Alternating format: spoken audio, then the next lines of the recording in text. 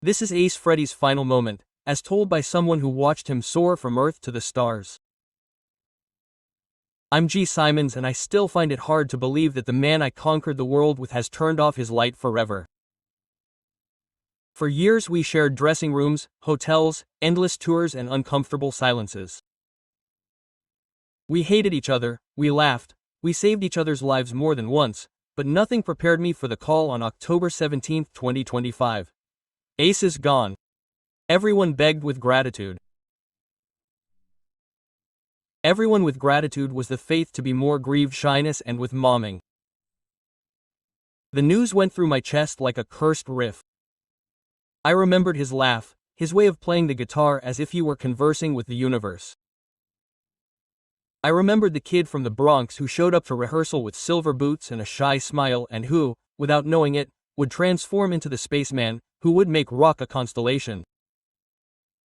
I, who was always calculating and cold, felt for the first time the real emptiness of fame, the certainty that no stage lasts forever. Many knew him as the guitarist of Kiss, the guy with the cosmic makeup. I met him when he was still called Paul Daniel Frehley, a young man who lost himself in the sounds and who didn't believe in money, only in music. He was the free spirit of the group, the one who never signed contracts on time, the one who showed up late, but made everyone forget their anger with a guitar solo. When we formed Kiss, I thought the makeup would protect us from the world, but ice distanced him from himself. He became the hero everyone wanted to see and the man no one understood. That's why, when he left the band, I knew he was also trying to escape from me, from us, from the noise. I never blamed him. The universe was always his true home. Now that he's gone, I understand that his journey wasn't a fall, but a comeback. Ace Frehley didn't die, he simply returned to the silence of the cosmos, to the place he seemed to come from every time he played a note. I remember the first time I saw him walk into the studio. It was 1973, a gray day in New York. Paul and I were tired of looking for the right guitarist. Then he showed up, a skinny kid with long hair, a guitar slung over his shoulder, and impossible to ignore orange shoes. He didn't say a word, he just plugged in his instrument, strummed 3 chords, and the air changed. That raw, metallic, electric sound was etched into my head. I knew at that moment that we had found someone who not only played rock, but came from another planet. For years, Ace was the spark that ignited the Kiss machine. In concert, his guitar roared like a rocket taking off, and his body moved with that perfect mix of rebelliousness and charming clumsiness. The fans adored him. The spaceman didn't need to speak. Every note was a universal language. But while everyone else saw the brilliance, I saw the shadow. As we walked off the stage, he would remain silent, staring at the empty stadium lights. He had a melancholy look in his eyes, as if he were longing for a place none of us could see. I would talk about numbers, contracts, tours. He would only respond, "I just want to play, Jin."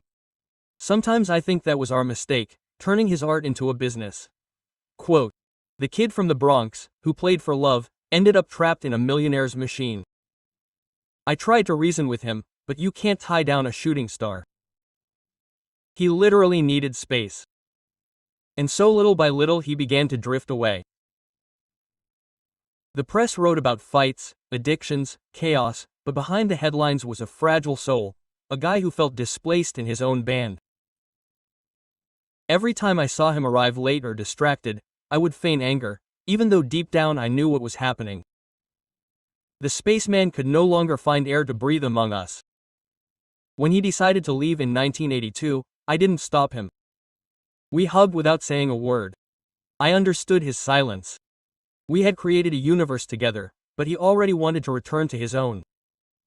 Years later, when the original Kiss reunion was announced, I called him personally.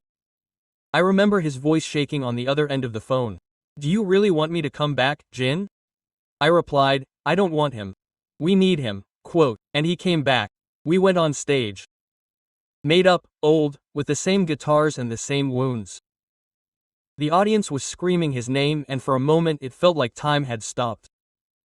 But when I looked into his eyes I knew that Ace was no longer here, only his reflection, his echo, his borrowed light. In those years I understood that the real theme of our story was not success or money, it was the distance between fame and freedom.